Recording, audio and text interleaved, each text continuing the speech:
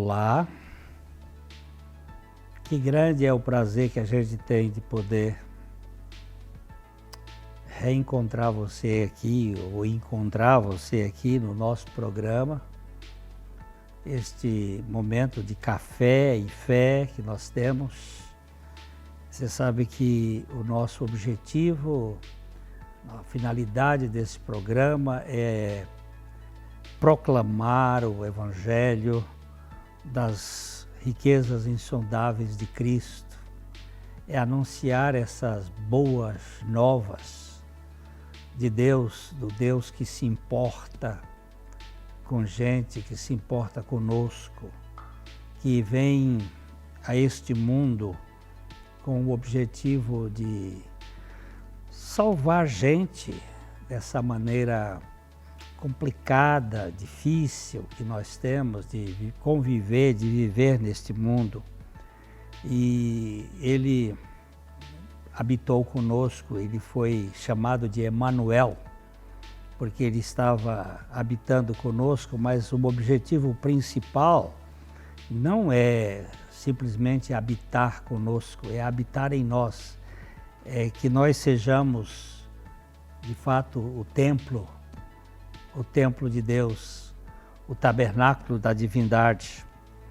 E os links estão aí na tela da sua TV, youtube.com/PIBLondrina1 e facebook.com/programa Café e Fé, tudo junto.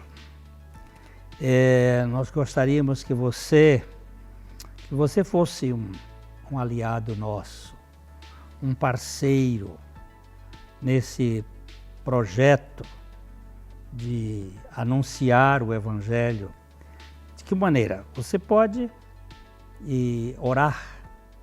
Essa ideia da oração não é uma mera ideia de uma coisa sem objetivo, não. A oração é fundamental. Ore por nós. Segunda coisa, você pode contribuir para que a gente possa ter os recursos necessários para a manutenção do programa. Ele tem custos.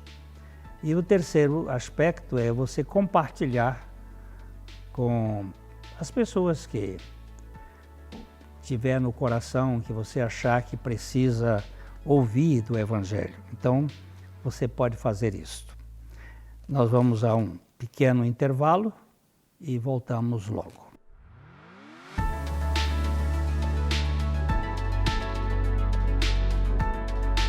Bom dia, graça e paz, querido ouvinte. Estamos aqui novamente para meditar em mais um texto da Palavra de Deus, que se encontra em Hebreus capítulo 4, versículo 12. A Palavra de Deus nos diz assim: porque a Palavra de Deus é viva e é eficaz, e é mais cortante do que qualquer espada de dois gumes, e penetra ao ponto de dividir alma, espírito, juntas e medulas, e é apta para discernir os pensamentos e as intenções do coração. Voltando novamente a esse assunto, a palavra de Deus, a importância da palavra de Deus, a importância de ruminarmos a palavra de Deus, de estarmos em contato com a palavra de Deus. Esse texto aqui, ele vem falar aos nossos corações. O escritor aos Hebreus, ele está dizendo que a palavra de Deus, ela é viva. A palavra de Deus é eficaz. Eu costumo dizer que a nossa palavra, ela tem um poder grande de persuasão, de engano.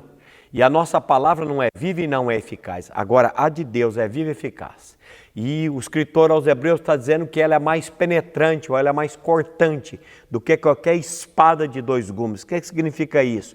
Que quando eu estou falando a palavra de Deus para você, aí sentado na sua casa, a palavra de Deus está gerando fé, a palavra de Deus está confrontando, a palavra de Deus está admoestando, a palavra de Deus está operando na sua vida e ao mesmo tempo ela está operando na minha vida que estou falando dela.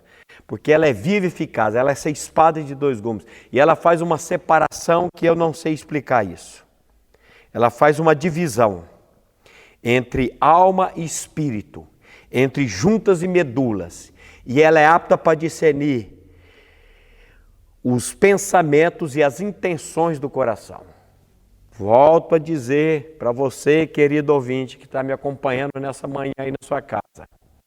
O contato com a palavra de Deus, o meditar na palavra de Deus diariamente, ela vai penetrando nas nossas juntas, ela vai penetrando nas nossas medulas, ela vai penetrando no nosso coração, ela penetra no nosso pensamento e ela tem esse poder de fazer essa regeneração, de fazer esse gerar de novo. Eu gosto muito quando o apóstolo Pedro, no capítulo 1, no versículo 23, ele diz assim: tendo sido regenerados, não de semente corruptível, mas de semente incorruptível, mediante a palavra de Deus, a qual é viva e permanece para sempre. A regeneração se dá por meio da palavra de Deus, a palavra que é viva e eficaz.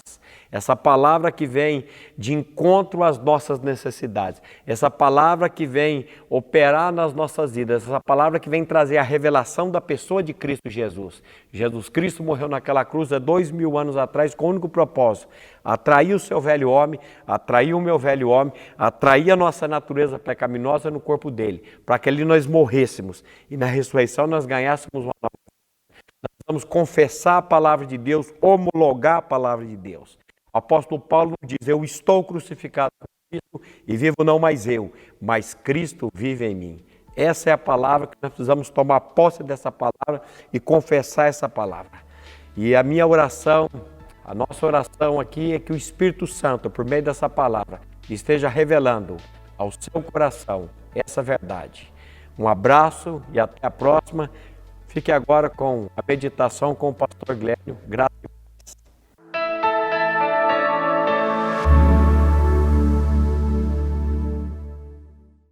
Ótica Higienópolis. Há 35 anos no mercado óptico de Londrina, sempre com novidades em produtos e tecnologia. Nossa equipe está preparada para dar uma verdadeira consultoria, facilitando a escolha de seus óculos para correção ou proteção solar. Ajuste de óculos personalizados, respeitando o conforto e anatomia do seu rosto. Ótica Higienópolis. Avenida Higienópolis, 346, em Londrina.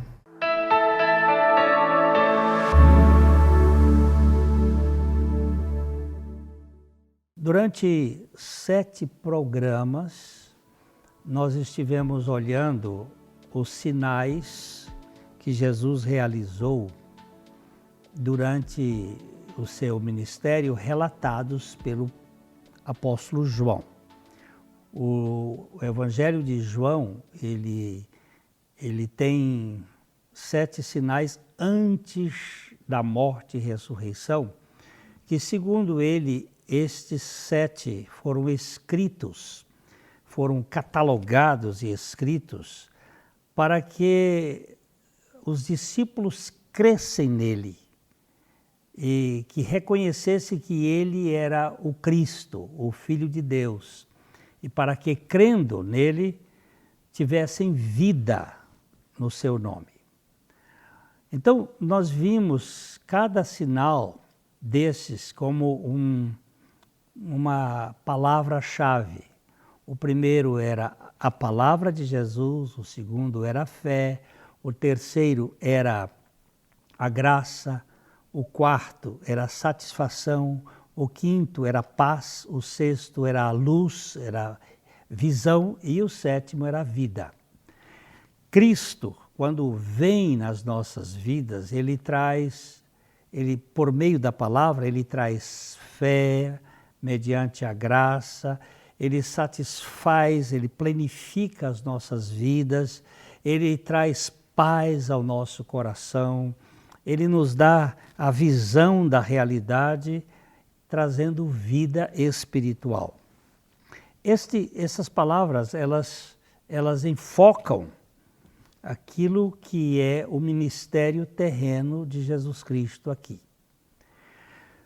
Agora, tem um sinal que foi feito depois da morte e ressurreição de Cristo. E este sinal é a pesca maravilhosa. Nós vamos fazer um pouco de contextualização. Quando Jesus vai escolher os seus discípulos, ele ele vai primeiro lá no lago de Genezaré, lá no lago de Tiberíades, na Galileia, e ele escolhe os discípulos e ele pega um que é Pedro. E há um acontecimento muito interessante. Eles passaram a noite toda pescando e não pegaram um peixe. E Jesus chega na praia e aborda e diz para eles ir pescar. Mas pescar de dia? No lago sempre os peixes são encontrados à noite. Pescaram a noite toda, mas Pedro vai e obedece ao Senhor que ele mandou jogar a rede e pegou uma grande quantidade de peixes. E ali surge uma questão muito interessante. Diz o texto que à vista da pesca que fizeram, a admiração se apoderou dele e de todos os seus companheiros, bem como de Tiago e João, filhos de Zebedeu, que eram seus sócios. E disse Jesus a Simão: não temas, doravante será pescador de homens. E arrastando eles o barco para a praia, deixaram tudo e seguiram. E Pedro ficou tão apavorado diante daquela pesca, que ele pediu Jesus para se afastar dele, porque ele era pecador. Mas mesmo assim Jesus o coloca e colocou ele como um líder entre os seus discípulos. Agora, Pedro foi sempre temperamental, um homem muito, assim, esquentado. Ele não tinha papas na língua, ele era, às vezes, afoito. E Jesus foi trabalhando com ele. E um dia eles tiveram uma conversa, já perto da sua crucificação, e eles tiveram uma conversa e Jesus disse, olha, aqui vocês vão me negar, e Pedro disse, ainda que todos te neguem, eu jamais te negarei. E Jesus disse a Pedro, olha Pedro, Satanás pediu a vocês para se andar como trigo, mas eu orei por você para que a sua fé não se desfaleça. E ele disse que jamais iria acontecer isto. Mas quando a gente vai vendo a história rolando da prisão de Jesus, Pedro até foi muito valente quando pegou a espada e ainda cortou a orelha do soldado do sumo sacerdote, o Malcolm, e reagiu ali. Porém, houve um momento quando Jesus estava lá no pátio da casa do sumo sacerdote e começaram a dizer, você é daqueles que pertenciam a ele, e Pedro nega Jesus 3 vezes.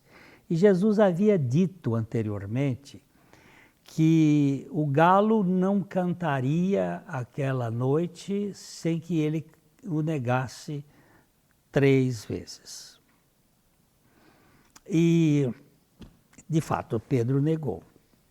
E agora, diz-nos o texto que num determinado momento Jesus olhou para ele quando o galo cantou e Pedro saiu dali e chorou amargamente.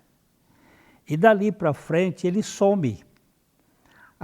No período da crucificação, Pedro não está na cena da crucificação. O único discípulo de Jesus que permaneceu até o fim da sua retirada da cruz foi João. Todos os outros sumiram com medo. E Jesus morreu e ressuscitou. E quando ele ressuscitou, ele apareceu às mulheres e ali ele deixou um bilhete, um recado através dos anjos, dizendo, diga aos meus irmãos e a Pedro que eu vou me encontrar com eles lá no lago de Genezaré, lá na Galileia. Olha só. Este milagre é o milagre da restauração deste homem. Jesus vai exatamente no mesmo lugar onde Pedro foi achado. Ele agora, depois da morte de Jesus, uns dias depois, ele diz a outros companheiros: eu vou pescar. Eu não vou ser pescador de homens. Eu não tenho essa capacidade. Jesus falhou, ele não conseguiu me colocar no lugar, e eu vou voltar a ser o que eu era. Eu era um pequeno empresário da pesca, eu vou voltar para ser pescador. E ele até mobilizou mais 6 dos discípulos de Jesus e voltaram para pescar.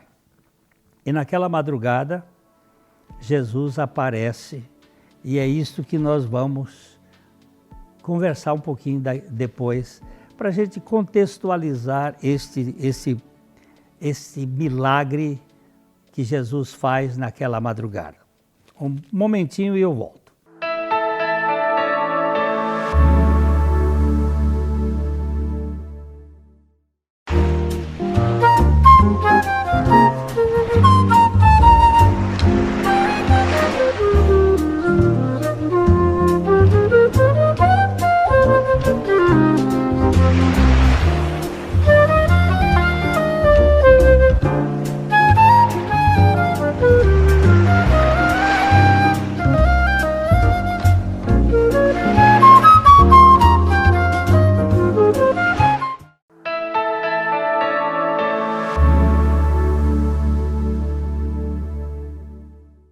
Agora é que a coisa fica interessante.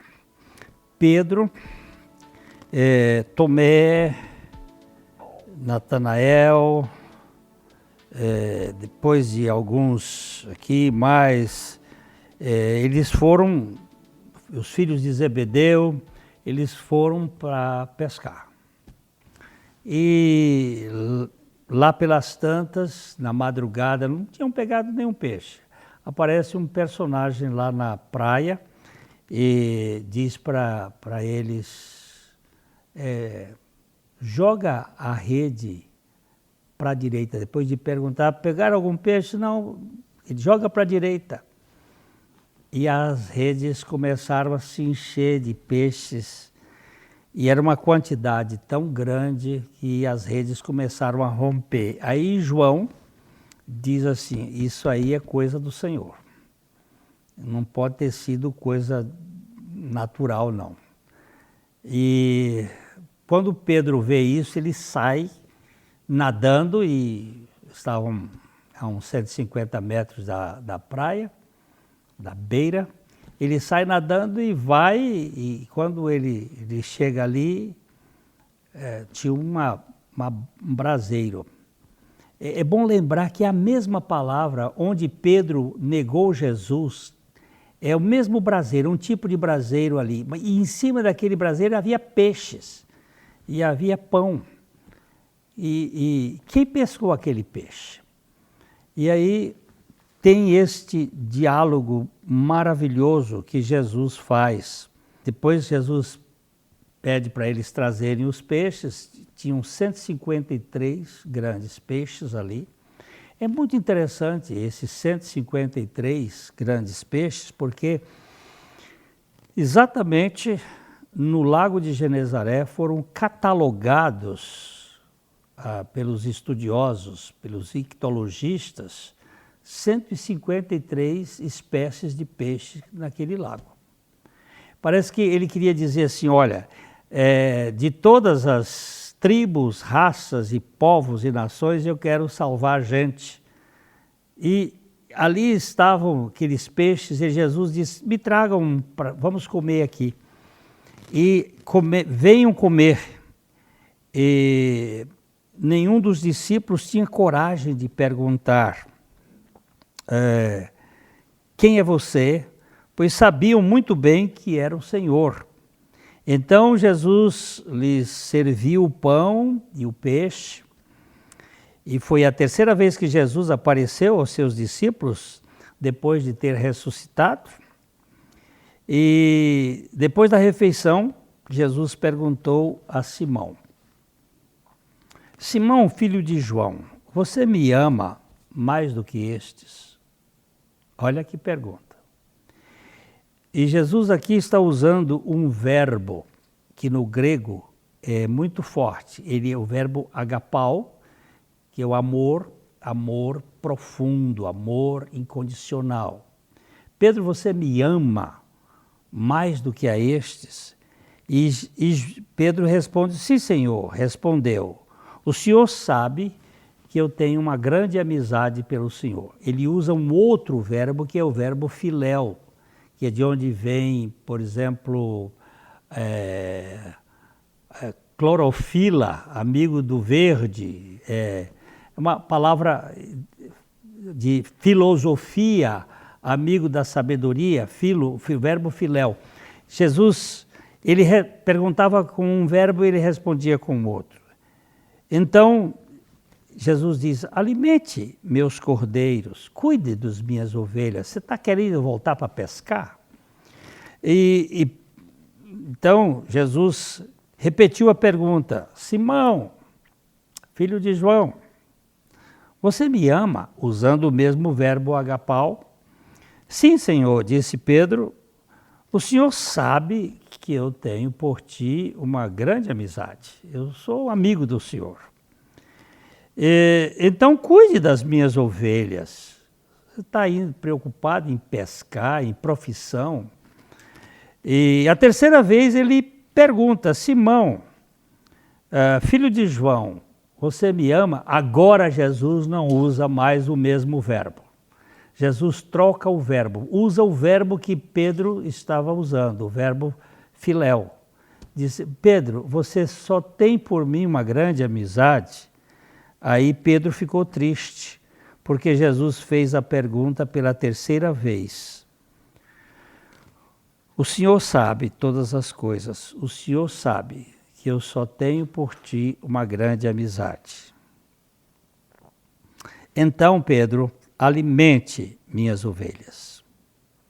Eu lhe digo a verdade, quando você era jovem, podia agir como bem entendia, vestia-se e ia onde queria, mas quando for velho, estenderás as mãos e outros os vestirão e o levarão onde você não quer ir. Aqui Jesus está mostrando que tipo de morte que Pedro ia ter.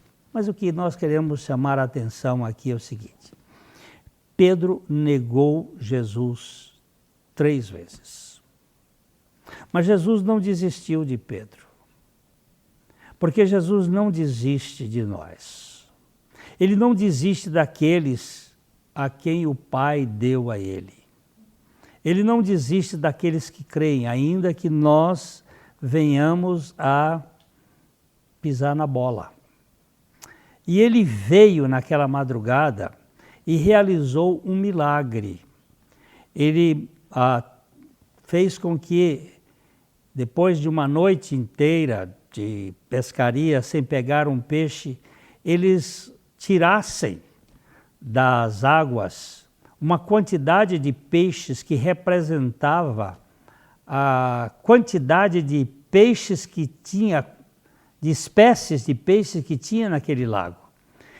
Significando com isto que ele veio para buscar e salvar gente desta humanidade toda. E pessoas que falham, pessoas que negam, pessoas que erram, mesmo assim ele vem para restaurar estas pessoas. E aqui nós temos o banquete da madrugada da restauração. Do mesmo modo que Pedro negou Jesus ao pé de uma fogueira, Jesus o restaura na mesma cena do crime, com algo semelhante, mostrando que ele não tem memória ardida, mas ele está pronto a restaurar as pessoas. Jesus usa um tempo de verbo, mostrando que ele queria um amor incondicional, mas Pedro sempre respondia com algo que não era possível. Ele não tinha condições de amar com este amor, que é o amor de Deus, o amor que só o Espírito Santo pode conceder, mas que ele tinha por Jesus uma simpatia e um amor que era humano.